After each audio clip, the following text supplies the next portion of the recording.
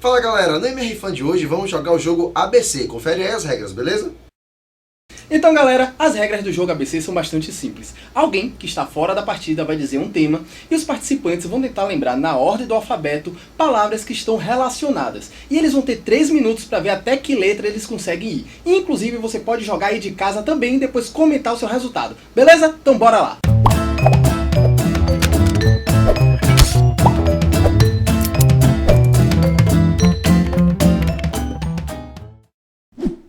Então galera, para esse jogo de hoje vamos estar utilizando o livro 100 casos e ele que vai guiar basicamente o nosso jogo de hoje, beleza? Eu vou daqui para o quarto integrante, que é Gabriel, que ele está aqui, e para a gente poder começar o jogo, beleza? E vamos ter 3 minutos para poder estar acertando isso. Vamos lá.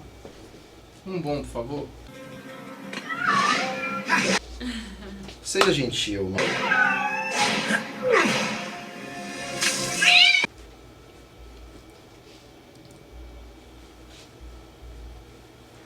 Hemorragia digestiva. Pronto, então teremos 3 minutos, beleza? A contando a partir de agora. Primeiro pensou Foi. um pouco.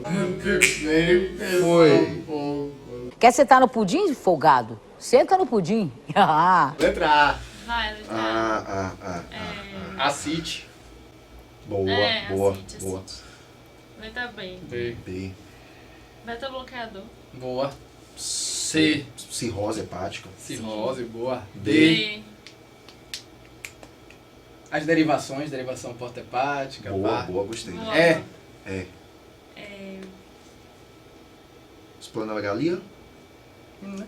Endoscopia. É, endoscopia. É. Pronto. F. Tem fígado. Trava, é? Fígado.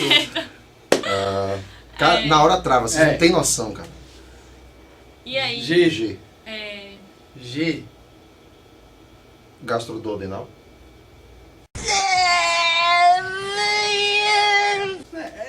Forcei. Ih, a artéria que tá... É, Deixa forcei. Não, pra continuar. H e não vale hemorragia. é, Hipertensão portal. Boa, sim, gostei. boa. H. I. I.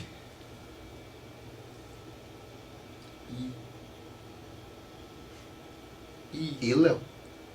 Ilha. Ilho. Pode ter um sangramento no ilho. É, J pode ter no jejum. Jejum não. Tem que, primeira vez que a gente passa no J fácil. Não, pronto, quer ver uma coisa? Junção gastroesofágica. Pronto. Pronto. Correto? L. Não contavam com minha astúcia. Não contavam com minha astúcia. Depois L.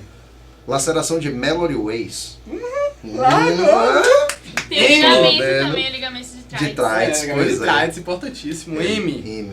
É, Melena. melena. Boa, gostei. N. N. É, peraí. Já foi longe. N. Rapaz, é recorde. A gente tá... Eu larguei um porra aqui, se fosse no P. N. Baiano. E, N. N. N. gente, N. Sei lá, algum fármaco com N. Sempre tem aqueles fármacos. Nadolol, beta bloqueador. Boa, isso aí, velho. É. N. O. Octreotida. P. Vai. Velho! P. Pressão. Eu vou botar pressão, mamãe. Pressão. Eu vou botar pressão, mamãe. Pressão. E chama na pressão. Boa. É, pressão. Maior P. que... Que. Que? P. Que. Que? Que? Rapaz, que... Que de queijo. É. Queijo, faz aquela hemorragia. Que.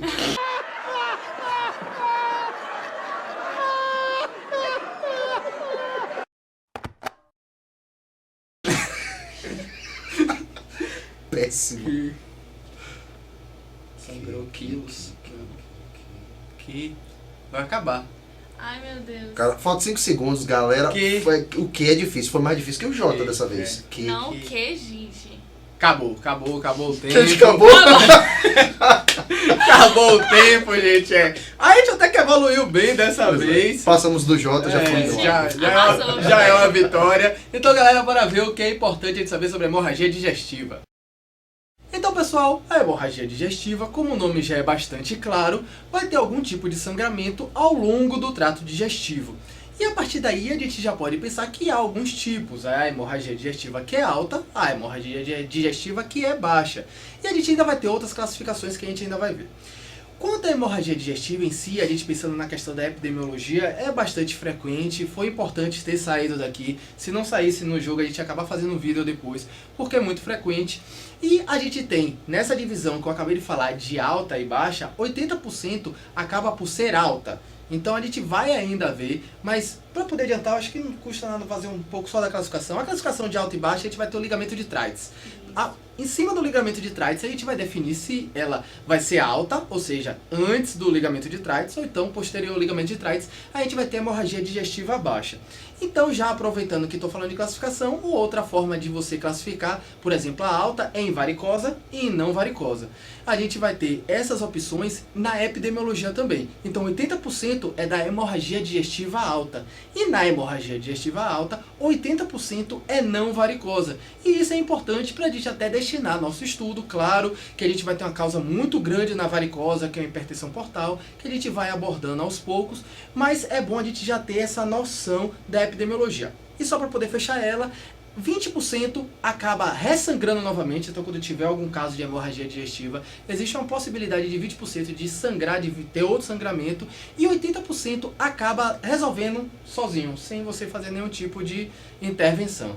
E aí, justamente, como é que isso clinicamente vai se apresentar? Basicamente, assim, realmente, quando eu falo basicamente, são as três principais formas de apresentação, que vai ser basicamente por via de hematêmese, que a gente vai falar daqui a pouquinho o que é, pode ser também por via de melena ou de hematoquesia. Alguns autores acabam trazendo a questão da enterorragia também, que a gente vai acabar diferenciando.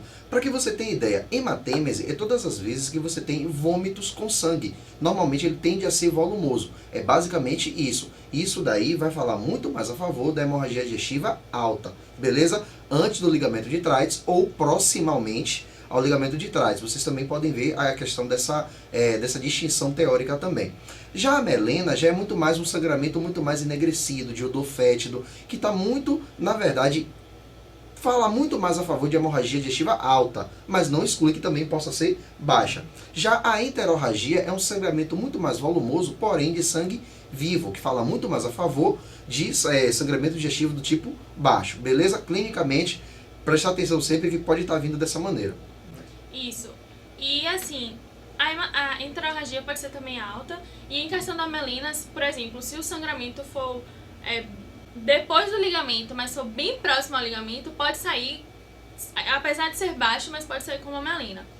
E assim, como a gente já falou das principais características, a gente também deve pensar em diferentes causas para esse tipo de hemorragia, né? A gente pensa em algumas causas principais para alta e para baixa. Então, na baixa a gente deve pensar principalmente no idoso, né? O que é que tem mais? Câncer, diverticulite, que a gente deve pensar, fazer colonoscopia. Importante investigar essas causas. Da alta, depende se for hemorragia varicosa ou não varicosa. Da não varicosa, a principal é a úlcera, né? A úlcera gastroduodenal. E da varicosa seria as varizes esofágicas, geradas por conta da hipertensão porta, que pode nos fazer pensar em uma cirrose, pesquisar sinais hepáticos periféricos, né, como telangiectasias, ginecomastia, eritema palmar, para tentar distinguir essas causas. Exato. Só para poder esclarecer, se você ainda está iniciando no estudo, a questão da melena, dessa diferença da enterorragia, é muito pela digestão que ainda vai ocorrer. Se você tem um processo de hemorragia muito baixa, você vai ter o sangramento que não vai ter sido realizado digestão naquele sangue, não vai ter agido enzimas em cima dele. Então, o que acontece? Ele sai praticamente da forma de que saiu no vaso, vamos dizer assim, de uma forma bem simples. Agora, se for uma alta, ele vai passar pelo trato digestivo, vai ocorrer transformações e por isso vai ter um aspecto diferenciado, um odor diferenciado, a coloração, e por isso, quando está muito próximo ao ligamento de Treitz, acaba confundindo, porque você pode ter um pouquinho antes e tem uma característica de baixa, ou tá um pouquinho depois e tem uma característica de alta. Isso. É. Inclusive, de acordo também com essa classificação de alta e baixa, nos faz pensar em diferentes exames para investigação, né? Então, na alta, o principal exame é a endoscopia. Digestiva alta. A endoscopia digestiva alta. E na baixa, a colono, né? A ileocolonoscopia, na verdade. Então, nunca esquecer, como Eve acabou de falar, é idoso, é mandatório a partir de 50 a 55 anos estar realizando a ileocolonoscopia. Porque, normalmente, idoso, a gente tende muito mais a pensar em patologias neoplásicas que tendem a cursar com sangramento digestivo. E uma outra causa também muito comum é a doença diverticular, que também é muito comum, justamente está incidindo nessa idade, que também está relacionado com a questão do sangramento digestivo baixo. Uma outra causa também que é importante da gente destacar é a questão das hemorroidas. Isso. E é uma coisa bastante prevalente nos idosos, que a gente tem também que estar aventando a possibilidade de estar colocando nas hipóteses diagnósticas também. Beleza? Né? E a gente pensando nessa parte da avaliação, da investigação ainda, a gente pode estar avaliando de forma simples a quantidade desse sangramento. A gente pode estar avaliando basicamente o pulso e a pressão arterial do indivíduo e em cima disso estimar a quantidade dessa perda sanguínea. Então, de forma bem básica, você vai estar perdendo 1 litro até 1 litro, se você botar o paciente deitado, e aí você vai ver que não tem alteração nem no pulso, nem na pressão, porém quando ele levanta, você vai ter uma queda da pressão de 20 milímetros de mercúrio e o pulso vai acabar subindo 20 batimentos.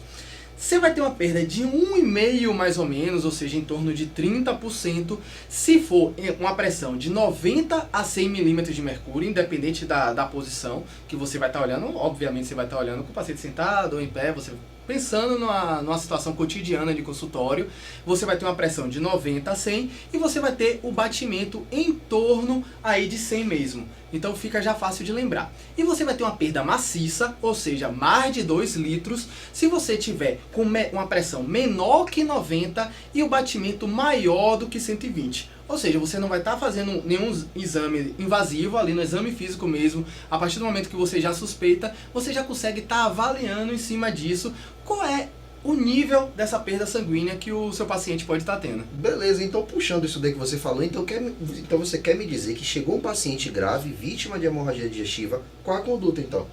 Primeiro, estabilizar. Claro. Eu gostei. Tem que estabilizar esse paciente, né? Porque ele tá sangrando, ainda mais uma hemorragia digestiva alta, que geralmente é volumosa. A gente tem que tirar ele do risco de vida, né?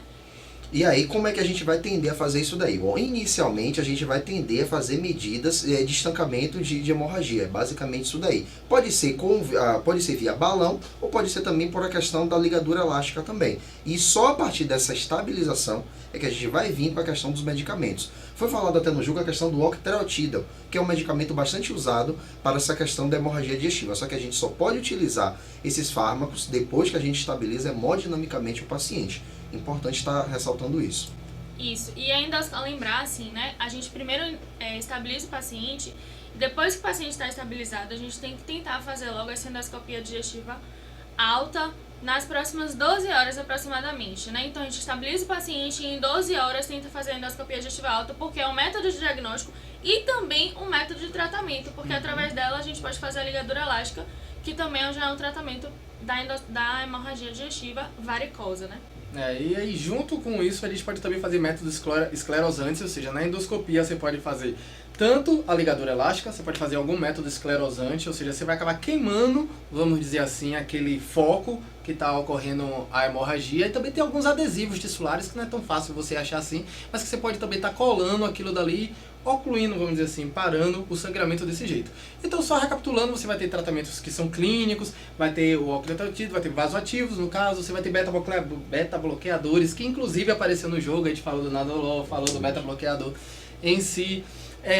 A gente vai ter o tratamento endoscópico, que a gente acabou de falar, tratamento cirúrgico, a gente pode ter realmente um próprio transplante hepático que pode estar acontecendo, as derivações, né? Derivação porta-hepática, pode ter o TIPS também, ou seja, a gente tem diversas formas de tratamento que só realmente em um vídeo completo para a gente poder abordar a indicação de cada uma, ver o que é interessante a gente saber de cada tratamento. Então, E só pra fazer um contexto também, que a gente falou no B, a questão do beta-bloqueador, que a gente também pode fazer uso. Não é na fase aguda que o paciente está ali com hemorragia, uma fase mais posterior, depois de uns 3, 5 dias mais ou menos, a gente pode iniciar para a hemorragia varicosa. E a questão do balão esofagiano, às vezes o paciente chega com hemorragia profusa, que a gente não consegue estabilizar ele hemodinamicamente, passa o balão, mas lembrando que só pode ficar no máximo 24 horas, porque o risco de isquemia é grande e outras complicações também. só aproveitando para fazer uma observação rápida, na não varicosa, por mais que a úlcera gastroduodenal é mais comum, sempre lembrar também dos AINES, que acaba sendo uma grande causa, uma causa importante na sua investigação para poder ver de uma hemorragia digestiva não varicosa. Ele também falou da laceração de Mallory-Weiss, que é outra causa de hemorragia não varicosa que a gente deve pensar. E uma outra coisa também, agora só uma observação também para a gente poder acabar fechando, lembrar que as principais causas de hipertensão porta, que cursa posteriormente com a ruptura, melhor dizendo, das varizes esofágicas, são basicamente por alcoolismo, como uma grande etiologia, e também a esquistossomose também porta-hepática, como uma das principais causas também de hipertensão portal no nosso meio. Por isso que apareceu a cirrose hepática ao longo do jogo. Exatamente. Então, galera, eu acho que é isso, né? Então, pessoal, eu espero que vocês tenham gostado. Foi realmente só uma pincelada. Foi só pra gente bater um papo sobre Relembrar. hemorragia digestiva. Estimular Isso. também a curiosidade de vocês, que é Isso. importante também. Pra vocês aí agora aprofundar mais um pouquinho o assunto. Exato. E em outro momento a gente pode fazer um vídeo muito mais completo, uma sequência de vídeos para poder dividir para cada coisa, uma só para alta, outra só para baixo, pega a hipertensão portal, cirrose. Que é um mundo É inteiro. um pra mundo poder de coisas estudar. para poder falar, então acho que para esse básico acho que já foi o suficiente. Então a gente fica por aqui, um grande abraço, valeu galera! Até a mais. próxima.